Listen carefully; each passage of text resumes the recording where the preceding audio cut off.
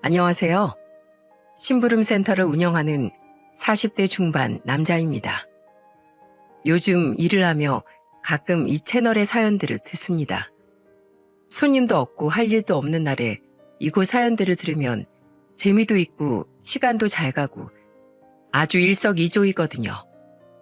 그러다 오늘 문득 제게 벌어졌던 한 기구한 사건을 적어 이곳에 사연으로 신청해보면 어떨까 싶더군요. 사연자분들은 중요한 일에 심부름 센터를 자주 이용하시더라고요. 그런데 바로 제가 그 심부름 센터를 운영하는 사장 아닙니까? 여러 의뢰를 받다 보면 정말 이곳 사연들만큼 기함할 만한 일이 무궁무진한데 그중 제 인생에 특별한 발자취를 남긴 그 사건을 많은 분들에게 공유해 보려고 합니다. 저는 어릴 적 소위 말하는 콩가루 집안에서 자랐어요. 아버지란 사람은 도박의 알코올 중독자였는데 엄마가 시장에서 벌어온 돈을 10원짜리 하나까지 다 털어가 도박판을 전전하다가 며칠에 한 번씩 잔뜩 술에 취해 집으로 돌아왔죠. 저는 아버지가 집에 들어오는 게 너무 끔찍하고 싫었습니다. 아버지는 집에 들어오면 온갖 물건들을 다 때려 부수며 엄마를 무자비하게 때렸어요.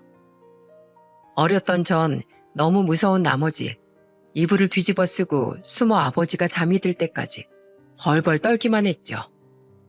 아버지는 동네에서 무례한으로 아주 유명했습니다.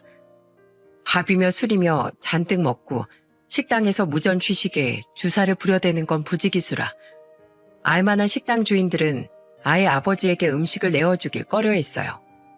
이외에도 술만 취하면 아무에게나 시비를 걸어대 툭하면 싸움질을 해댔고 심할 땐 몇 번이나 경찰서를 들락거리기도 했죠. 엄마는 시장에서 식당 일을 하며 번 돈을 아버지에게 뜯기거나 아버지가 무전 취식한 비용, 아버지에게 맞은 피해자들의 합의금으로 전부 써버리게 되었어요. 결국 엄마는 남의 땅을 빌려 고추 농사를 지으며 살던 할머니에게 절 떠맡기고 도망을 갔습니다. 어릴 적 일이라 잘은 모르지만 이후 엄마는 아버지와 호적 정리를 마쳤다고 해요. 하지만 협의 이혼이 잘 끝난 뒤에도 엄마는 절 데려가지 않았어요. 아버지 또한 할머니 댁에 맡겨진 제겐 신경도 쓰지 않았고요. 그렇게 저는 부모에게 버림받은 채 할머니 집에 남겨지게 되었습니다. 그래도 엄마는 가끔씩 절 찾아와 돌봐주었지만 제가 중학교 1학년 때 엄마가 재혼을 하게 되면서 엄마는 그마저의 발길도 완전히 끊더군요. 아버지는 돈줄인 엄마가 사라지자 이젠 할머니의 돈을 빼앗아가기 시작했습니다. 엄마보다도 더 힘이 없던 할머니는 가진 돈을 맥없이 아버지에게 빼앗길 수밖에 없었죠. 아이고, 그 돈까지 다 가져가면 우리 정배는 어떻게 먹이고 입히고 사니? 정배만 노인의 핏줄이오? 나도 엄마 자식이야. 자식을 낳아놨으면 응당 책임을 져야지. 엄마 자식이 지금 돈이 없어서 도박판에서 쫓겨나게 생겼는데 이깟 30만 원을 못 내나? 이건 놔. 아버지는 할머니가 장롱에 숨겨놓은 마지막 지폐 한 장까지도 어떻게든 찾아서 다 털어가 버렸습니다. 할머니는 그럴 때마다 망연자실한 표정으로 흐느끼셨죠. 그리고 어느덧 중학교 3학년이 되었던 저는 난생 처음 주먹질을 하게 되었어요. 그 대상은 다름 아닌 또다시 할머니에게 돈을 갈취해가던 아버지란 인간이었습니다. 돈 내놓으라고 이 노인네야. 어디다 숨겼어? 이번에 고추 팔아서 돈 좀 벌었을 거 아니야? 그 돈은 안 된다. 안 돼. 제발 이러지 마라 이놈아. 어떻게 네 애미한테 이럴 수가 있니? 진짜 이놈의 노인을 그냥 확... 할머니 괴롭히지 마. 당신 인간이야? 어떻게 자식이 돼서 자기 엄마한테까지 손을 올려. 그냥 죽어버려. 아버지가 할머니에게 손찌검을 하려는 신용을 하자 더 이상 참지 못한 전 아버지에게 사정없이 주먹을 날려버렸습니다. 매일 술에 쩔어있던 아버지는 그 주먹 한 방에 맥없이 바닥에 쓰러지더군요. 이놈의 자식이 감히 지 아비한테 손을 올려? 아버지? 당신이 언제 내 아버지 노릇 흉내라도 내봤어? 난 한 번도 당신을 내 아버지라고 생각한 적 없어. 할 수만 있다면 내 몸에 섞인 당신 피 한 방울도 남기지 않고 모조리 뽑아버리고 싶다고. 아휴, 정배야. 이러면 안 된다. 너도 이러면 네 애비랑 똑같은 인간이 되는 거야. 제발 이러지 말거라. 됐어, 할머니. 이런 인간은 똑같이 당해봐야 정신을 차리지. 할머니도 앞으로 이 인간한테 절대 돈 주지 마. 이제 할머니는 내가 지켜줄 테니까. 당신 또 한 번 할머니 돈 뺏으러 여기 찾아오면 그땐 그 꼴도 보기 싫은 앞니부터 죄다 부러뜨려 버릴 거야. 알아들었으면 꺼져. 당장 이 집에서 나가라고. 태어나서 처음으로 그렇게 제가 이성을 잃어본 것 같습니다. 할머니는 그런 저를 끌어안고 애원하듯 말리셨죠. 하지만 저는 더 이상 그 인간을 사람으로 대하고 싶지 않았어요. 그리고 저에게 얻어맞은 아버지는 꽤나 충격이 컸던 모양인지 이후론 할머니 집에 얼씬도 하지 않더군요. 제 인생이 몰락하기 시작한 건 그때부터였던 것 같습니다. 불우한 가정 환경은 결국 사춘기였던 저를 그릇된 길로 몰아가더군요. 아버지를 때린 페류나 그게 바로 저였어요. 아버지를 그렇게 쫓아내자 저는 자포자기한 심정이 되었죠. 전 점점 불량한 친구들과 어울리기 시작했어요. 술과 담배는 기본에 허구한 날 쌈박질을 했고 다른 사람들을 괴롭히다 소년원 생활도 거쳤습니다. 하지만 소년원에서 나오고서도 정신을 차리지 못한 전 성인이 되어서도 10대 시절 버릇을 버리지 못했어요. 결국 저는 또다시 사람을 때리고 다니다 실형을 받고 교도소에 복역하기까지 했죠. 아휴, 정배야. 대체 왜 이러는 거니? 너 정말 스스로 인생을 계속 이렇게 망칠 셈이야? 그 시절엔 정말 매일같이 화가 나 있었던 것 같아요. 할머니는 그런 저를 눈물로 설득해 보기도 하고 화를 내보시기도 했지만 저는 그런 할머니를 외면했죠. 저는 그렇게 젊은 시절 범죄자로서의 삶을 살았습니다. 25살 이전에 사회에 있던 시간보다 교도소에서 지내던 시간이 더 길었어요. 제가 누구보다 미워하고 싫어했던 아버지의 모습을 어느새 제가 닮아가고 있더라고요. 그렇게 25살의 여름에 교도소 복역을 마친 전 할머니를 찾아갔습니다. 그런데 할머니는 더 이상 예전에 정정하던 모습이 아니었어요. 정배 왔니? 이 헬미가 두부 사들고 나가봤어야 하는데 마중 못 나가서 미안하다. 지병이 악화된 데다 몹쓸 병까지 얻은 할머니는 병상에 누워 세상을 떠날 날을 기다리고 계셨습니다. 너무 놀라고 암담한 마음에 앙상하게 마른 할머니만 내려다보며 눈을 꿈뻑대고 있는데 누워있던 할머니는 제 손을 잡고 눈물을 흘리며 간곡하게 마지막 부탁을 하셨어요. 미안하다, 정배야. 아직도 네 애비에게서 날 구하던 그때 그 16살에 멈춰있는 널 이 헬미가 끝까지 보듬고 지켜줘야 하는데 아무래도 약한 내 몸이 더는 버티지 못할 것 같구나. 할머니, 왜 이렇게 야위셨어요? 저 때문이죠? 제가 할머니를 이렇게 만든 거죠? 아니다, 아니야. 난 한 번도 널 원망한 적이 없다. 어릴 적부터 부모 사랑 한 번 못 받고 험한 환경에서 자란 탓에 네가 이렇게 된 게 아니겠니? 내가 죄인이다. 네 애비를 사랑구실 못하는 금수로 키우고 어린 널 그런 환경에서 자라게 한 내 잘못이야. 그러니 넌 아무것도 자책할 거 없다. 정배야, 이 할미가 떠나기 전에 마지막으로 부탁하마. 앞으로 제발 사람 때리지 말고 착하게, 정직하게 살아. 제대로 된 직장 구해서 좋은 여자 만나 결혼도 하고 네 애비랑 다르게 네 처자식 아껴주면서 남들처럼 평범하게 살란 말이야. 내 사랑하는 손주가 그렇게 평범하게 살아주는 거, 그게 이 헬미의 간절한 소원이다. 알았어요, 할머니. 앞으로 저 절대로 주먹질 안 하고 평생 잘못 뉘우치면서 착하게 살게요. 할머니가 하지 말라는 거 절대 안 하고 할머니가 바라는 대로 살려고 노력할게요. 그러니까 할머니, 제발 기운 좀 차리세요. 제발 저만 두고 가지 마세요.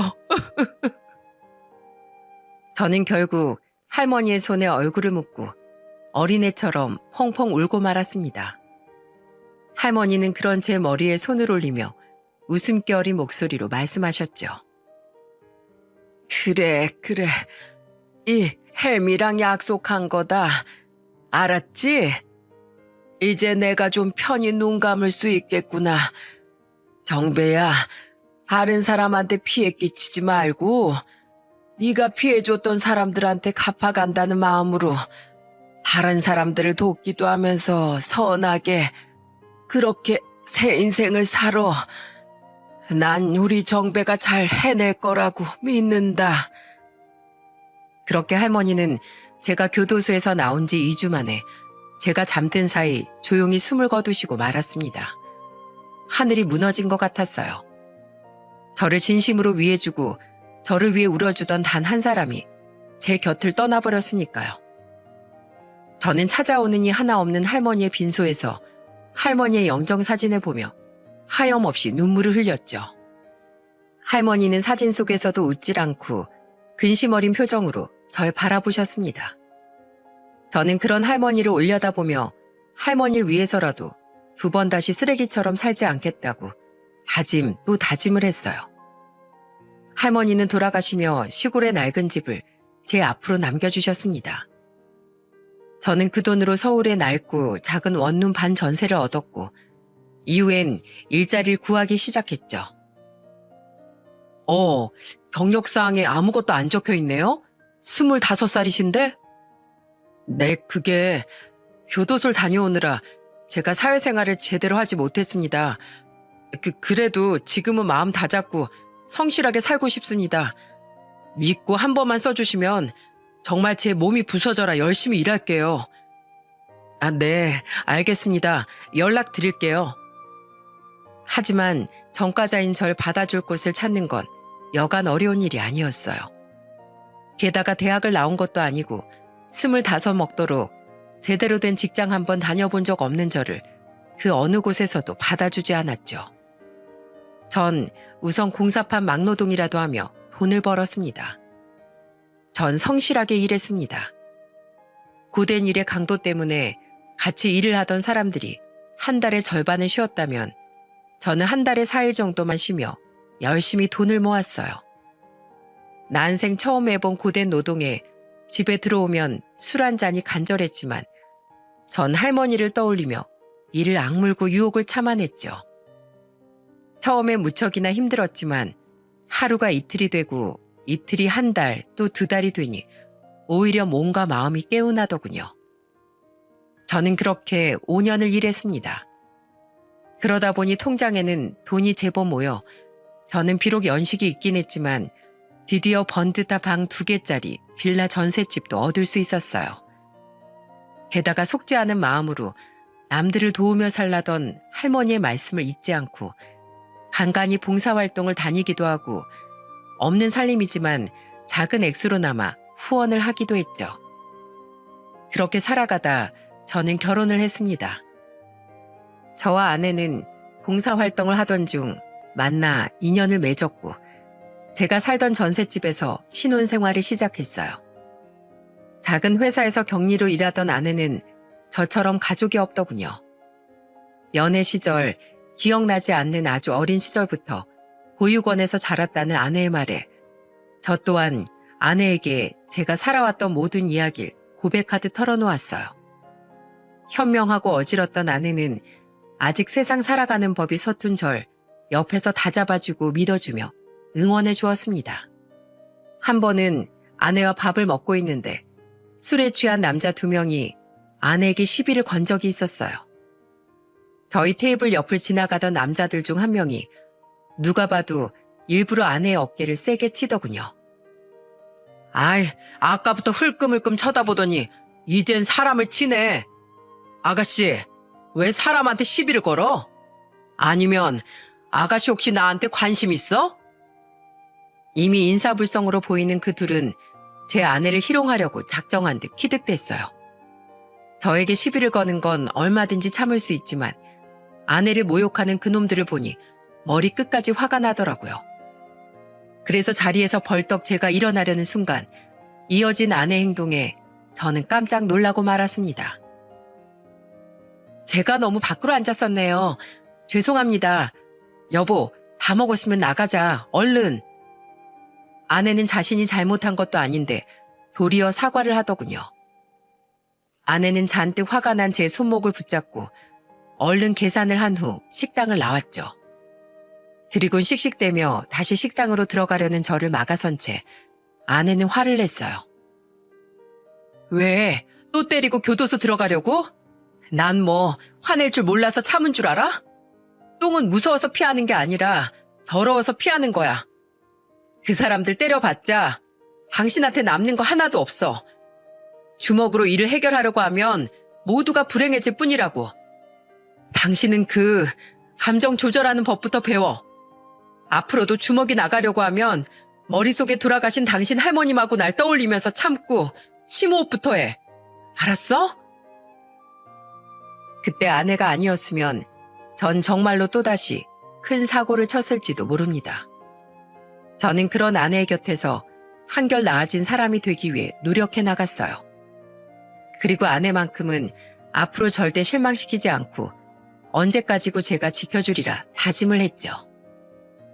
하지만 가정까지 생긴 마당에 언제까지고 막노동으로 생계를 꾸려갈 수는 없는 노릇이었어요.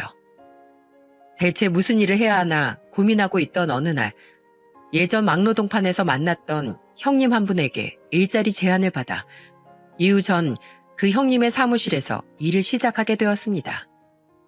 형님이 운영하던 사무실은 바로 심부름센터였어요. 사실 저는 일을 시작하기 전까지 심부름센터라는 게 불법적인 일을 하는 곳인 줄 알았습니다. 그래서 처음엔 형님의 제안을 거절하려고 했죠. 그런데 형님의 설득 끝에 막상 일을 해보니 꼭 그렇지만도 않더라고요. 가장 많이 들어오는 의뢰는 외도에 관련된 일들이었습니다. 그리고 가끔씩은 사람을 찾아주는 일을 하기도 했고 법이 해결해주지 못하는 일을 일정 범위 안에서 제가 해결해 줄 수도 있었어요. 그렇게 때론 씁쓸해하고 가슴 아파하기도 하고 어떨 땐 보람도 느끼며 저는 그곳에서 경험을 쌓아갔습니다. 그렇게 일을 한 지 8년 뒤 형님은 저에게 그 사무실을 인수할 생각이 없냐고 물으셨어요. 여길요? 그럼 형님은요? 난 이제 마누라랑 애들 데리고 고향으로 내려가서 편의점이나 하나 차려서 살련다. 서울은 살기가 너무 팍팍해. 재수 씨도 아들하고 딸 낳으면서 회사 그만뒀다며? 어차피 너 정가 때문에 다른 데 가서 일 구하는 것도 쉽지 않을 거고 또 다른 심부름센터 가서 월급 받고 사느니 네가 사장하면서 돈 받는 게 낫지. 안 그래?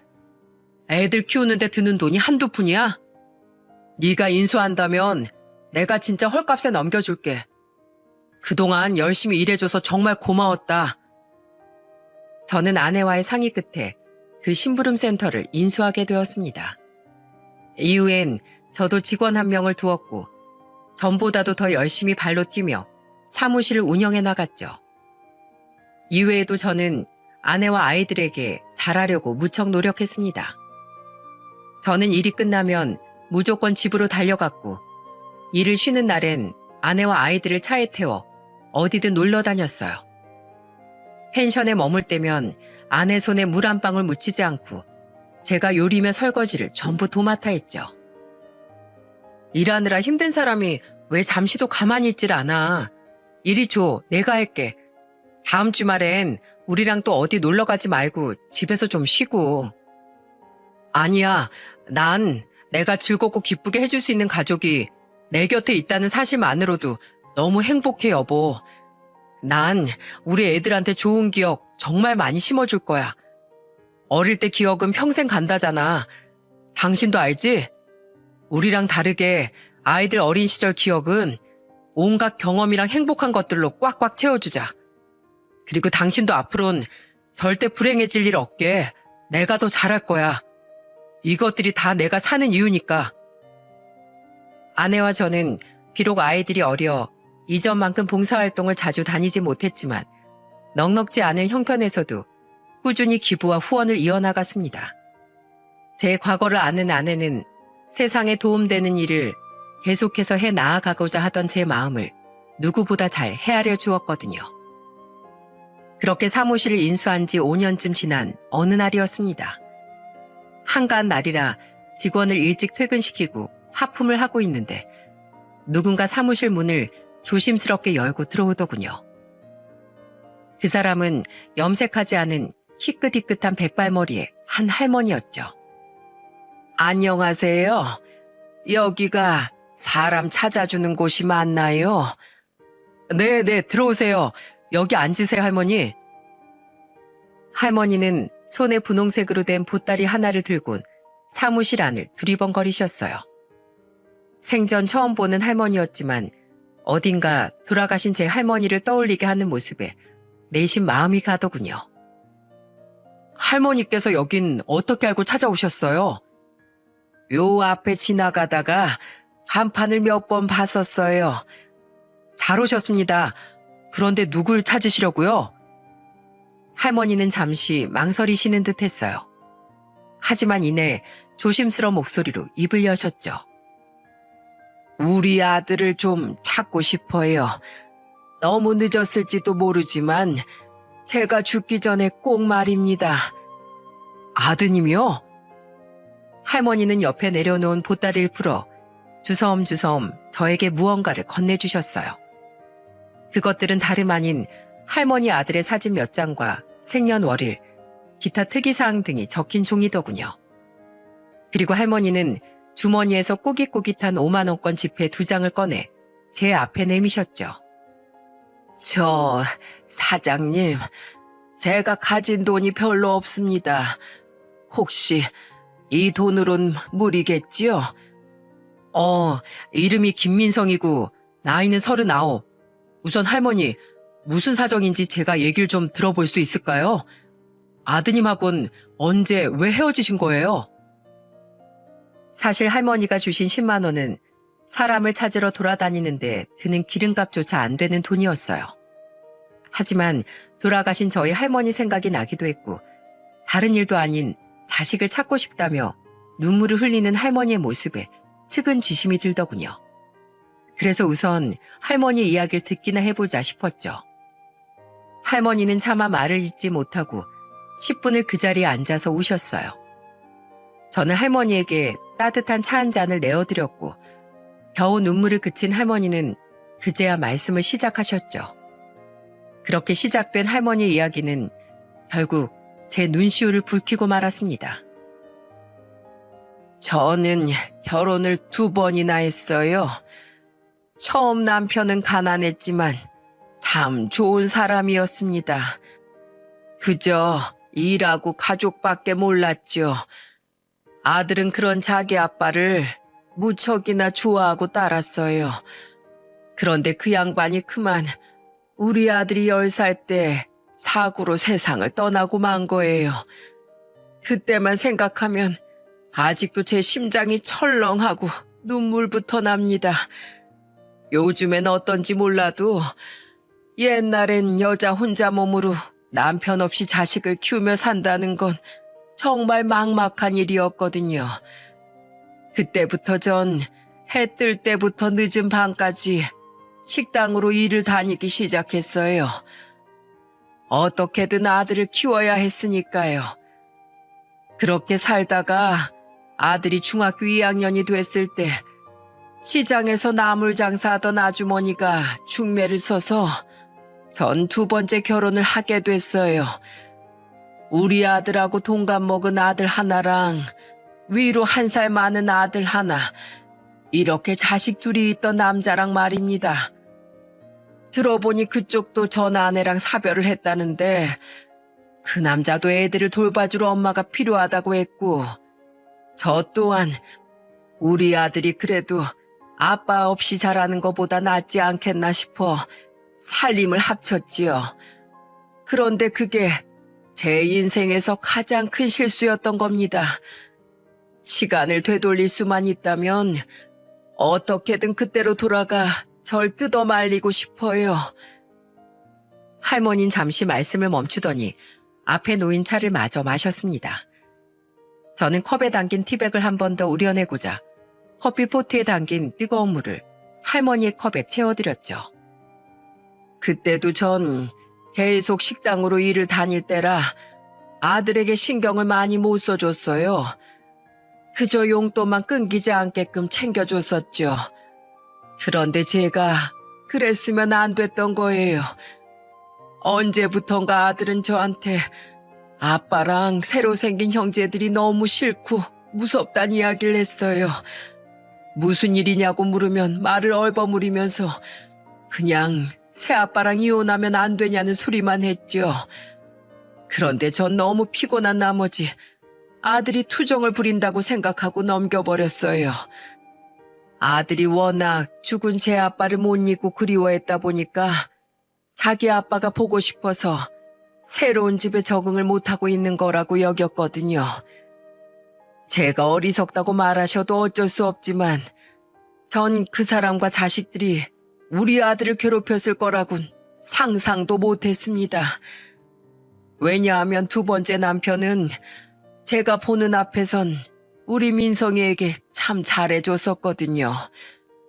게다가 그 사람 자식들도 절 엄마라고 부르면서 곧잘 따랐고 밖으로 놀러 나갈 때도 항상 우리 민성이를 부르며 챙겨줬었으니 전 아무런 문제가 없다고 생각했어요.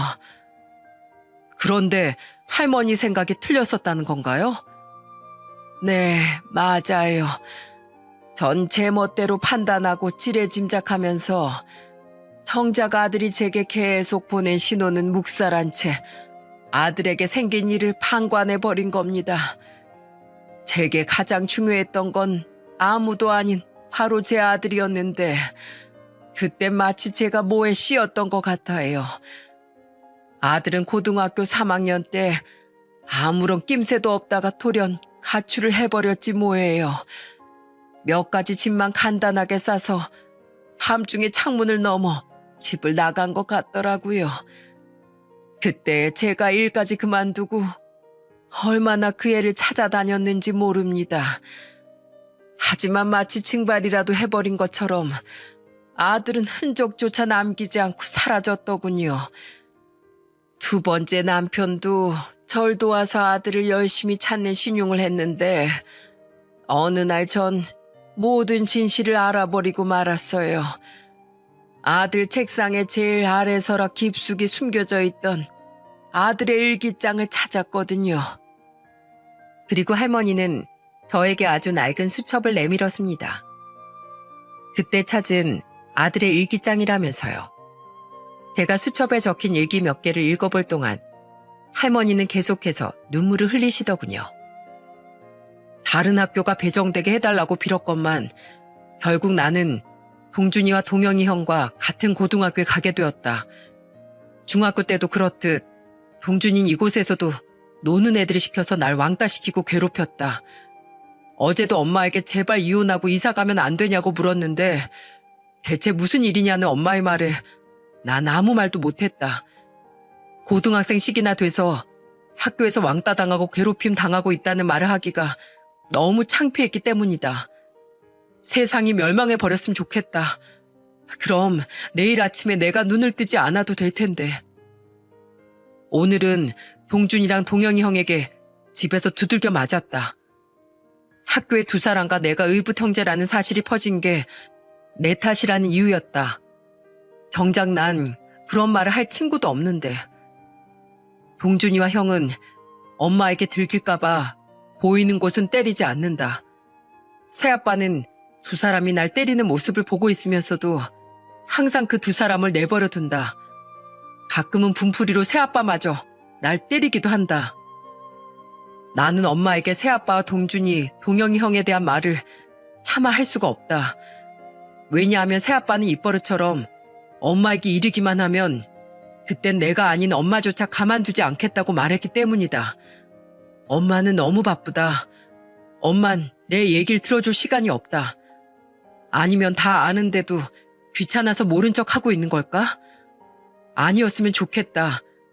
난 이 집이 너무 지옥 같다. 저는 입을 다물지 못하고 할머니를 바라보았습니다.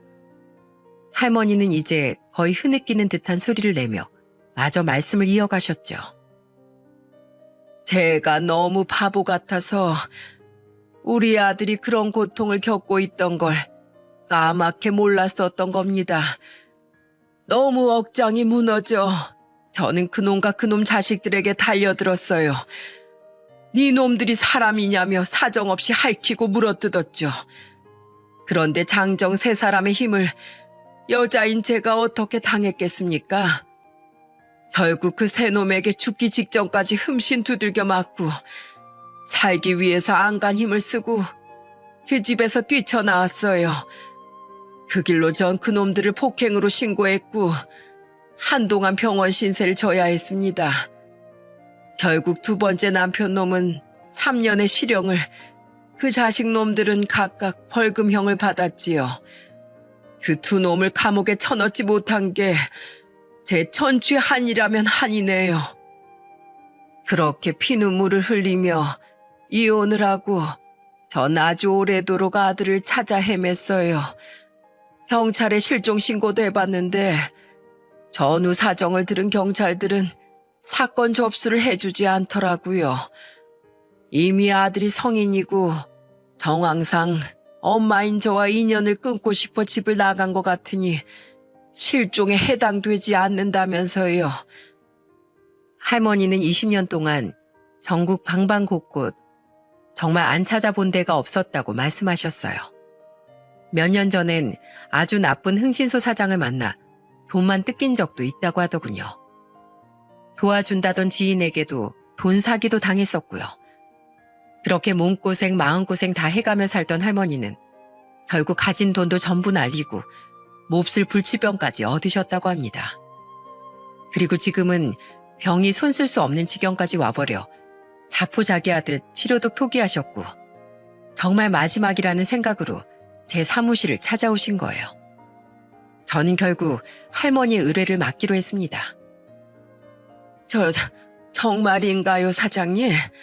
네, 대신 이 10만 원은 다시 넣어두세요. 이 일은 제가 그냥 무료로 다 해드리겠습니다. 네?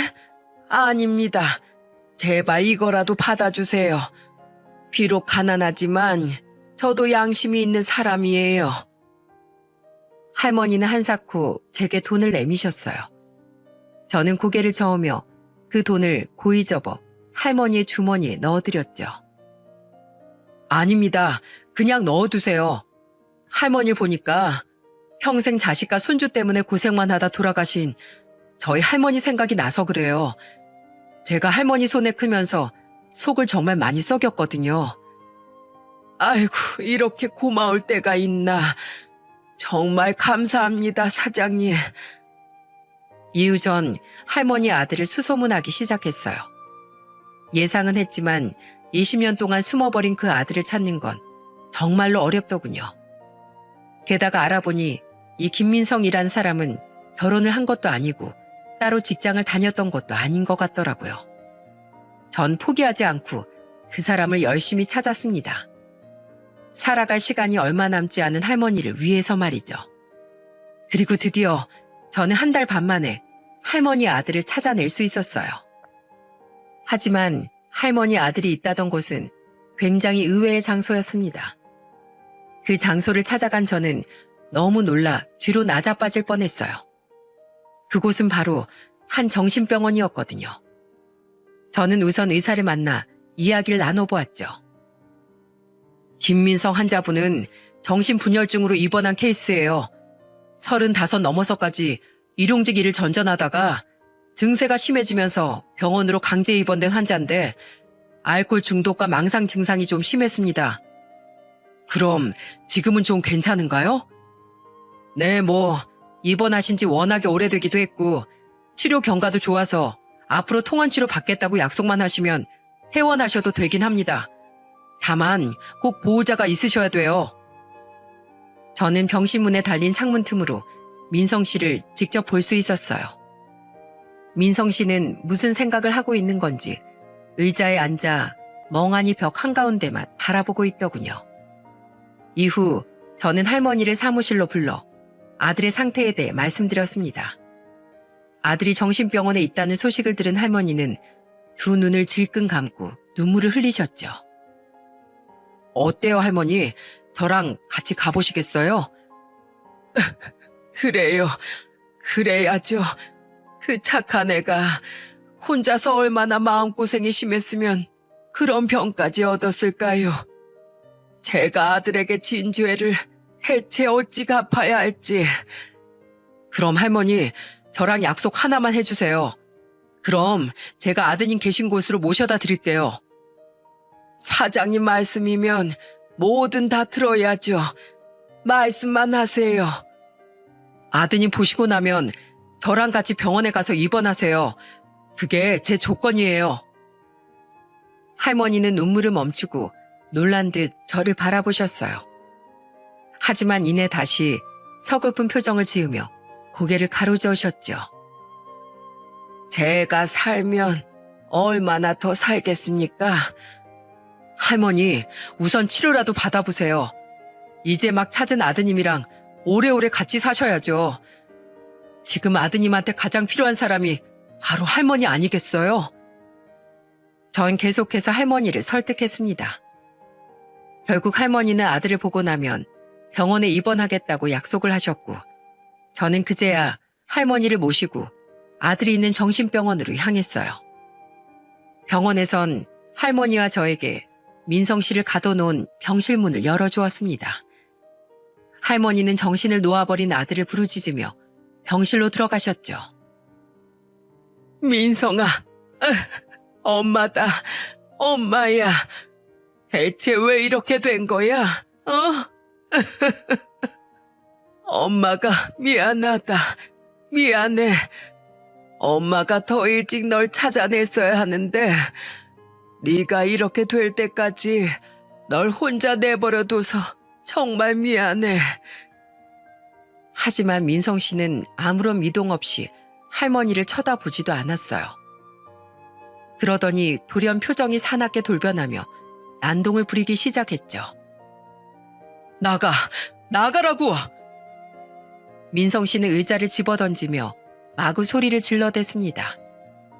뒤에서 지켜보고 있던 병원 관계자들은 그런 민성 씨에게 안정제를 놓았고, 지금은 더 이상 면회가 불가능하단 그들의 말에 우린 하는 수 없이 병실을 나올 수밖에 없었어요. 하지만 한번 아들을 만난 할머니는 저와의 약속처럼 곧바로 병원에 입원하지 않고 계속해서 아들을 찾아가시더군요. 할머니가 걱정된 저는 그때마다 할머니를 모시고 함께 병원으로 갔죠. 그 횟수가 너무 잦았던 나머지 저희 사무실 직원이 한 번은 제게 투덜대더라고요. 저는 직원에게 한마디를 남기곤 사무실을 나섰죠. 사장님, 너무 그 할머니 일에 열성적이신 거 아니에요? 다른 의뢰들 때문에 일도 바쁘신데 돈도 안 되는 일에 왜 자꾸 시간을 할애하세요? 돈보다 더 가치 있고 중요한 일도 있는 거야. 나한텐 지금 이 일이 가장 중요해. 할머니는 면회가 되는 날이면 항상 아들의 손을 잡고 울며 설득을 하셨어요. 민성 씨는 약기운에 몽롱한 건지 할머니에게 말을 하고 싶지 않은 건지 항상 아무 말도 하지 않았죠. 그럼에도 불구하고 연신 아들의 마음을 열기 위해 노력하던 할머니의 모습이 어찌나 애절한지 옆에서 지켜보던 제 마음이 다 아려오더군요. 민성아, 20년 전에 네 마음을 미처 못 알아줘서 이 엄마가 정말 미안하다. 네가 이렇게 된 건 다 못나고 어리석은 이 엄마 때문이야. 민성아, 이제 여기에 널 괴롭히는 나쁜 놈들은 아무도 없어. 아무것도 두려워하지 않아도 돼. 만일 널 괴롭히는 놈이 있으면 이 엄마가 무슨 수를 써서라도 죄다 쫓아내주마. 2번 다시 널 혼자 두지 않으마.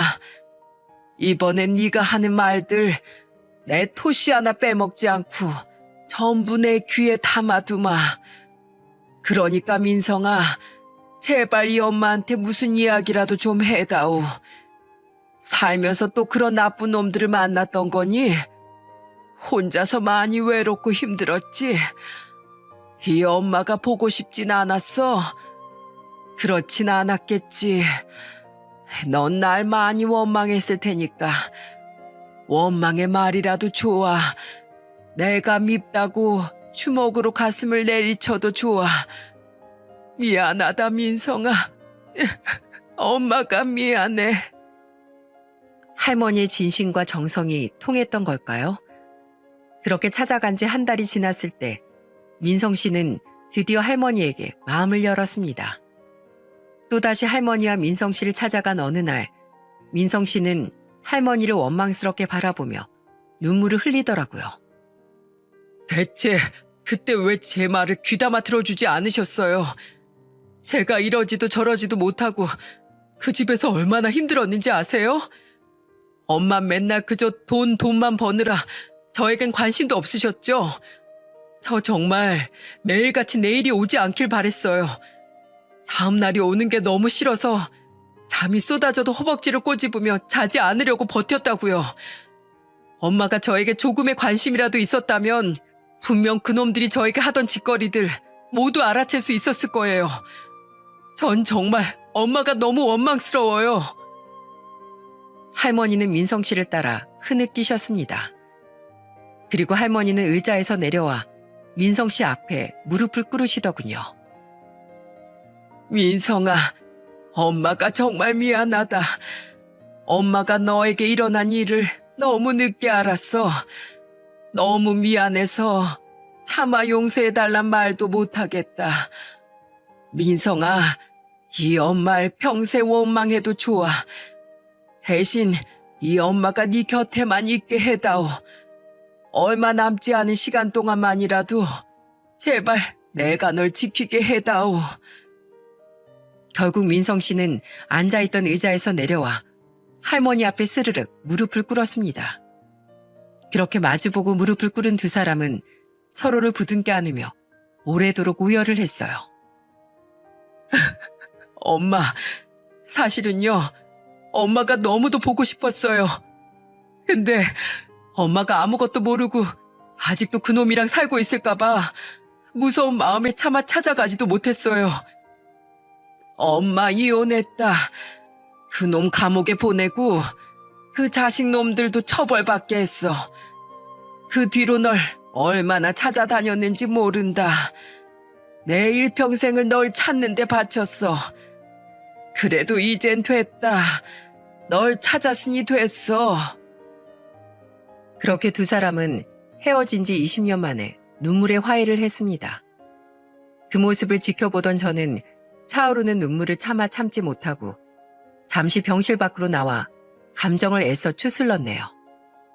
이후 할머니가 눈물로 얼룩진 얼굴을 씻으러 화장실에 간 사이 저는 민성 씨에게 인사를 하며 할머니의 상태를 알렸어요.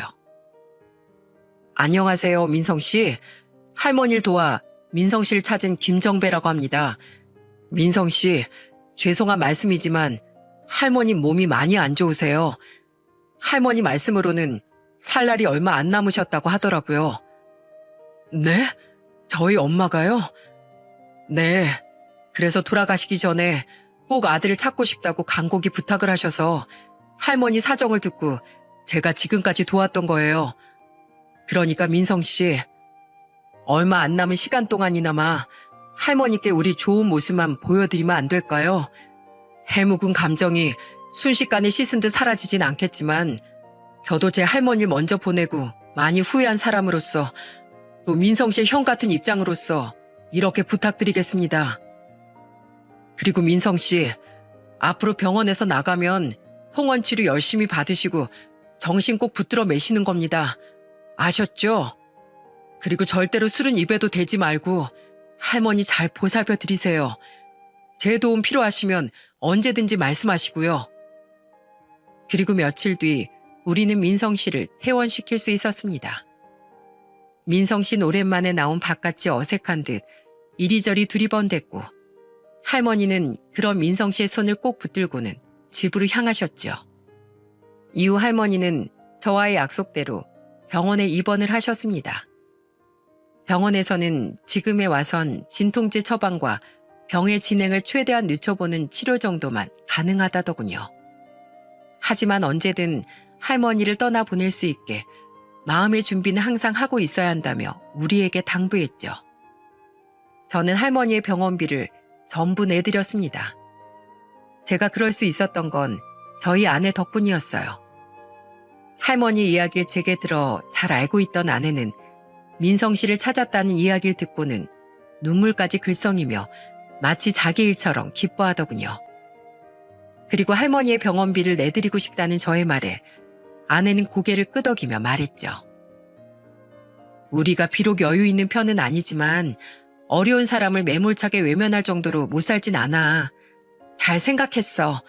난 당신이 정말 자랑스러워. 민성 씨는 정신병원에 치료를 받으러 갈 때와 씻으러 갈 때를 제외하곤 한시도 할머니의 곁을 떠나지 않았습니다.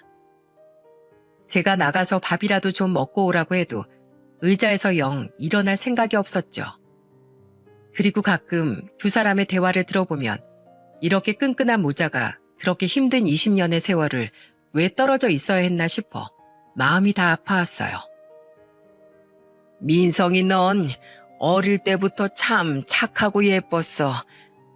엄마도 아빠도 놓치지 않겠다고 그 고사리 같은 손으로 우리 손을 꼭 잡고 걷던 네 모습은 내 인생에서 가장 아름다웠던 장면으로 이 엄마 가슴 속에 남아있다. 우리 민성이 나이가 40이 다 됐는데도 어쩜 이렇게 웃는 모습이 아이 같을까.